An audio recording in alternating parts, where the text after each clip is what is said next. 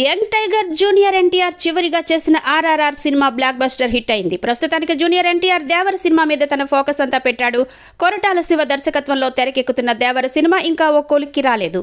మొదటి భాగం ఇప్పటికే రిలీజ్ కావాల్సి ఉన్నా దాన్ని అక్టోబర్ నెలకు వాయిదా వేశారు. బాలీవుడ్ స్టార్ హీరో హృతిక్ రోషన్ హీరోగా నటిస్తున్న వార్ సినిమా సీక్వెల్ వార్ 2 సినిమాలో జూనియర్ ఎన్టీఆర్ ఒక కీలక పాత్రలో నటిస్తున్నాడు.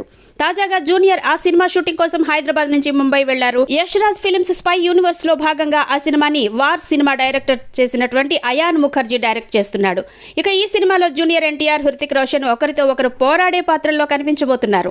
కియారా అద్వానీ కీలక పాత్రలో నటిస్తున్న ఈ సినిమాని వచ్చే ఏడాది ఆగస్టు 14వ తేదీన రిలీజ్ చేసేందుకు ప్రణాళికలు సిద్ధం చేస్తున్నారు. సోషల్ మీడియాలో తాజాగా ఒక వీడియో వైరల్ అవుతోంది. ఆ వీడియోలో ఎన్టీఆర్ వైట్ షర్ట్ ధరించి కనిపిస్తున్నాడు. ఆయన వెంట ఫోటోగ్రాఫర్లు వెంట పడుతూ ఉండడంతో ఒక్కసారిగా అసహనానికి గురయ్యాడు.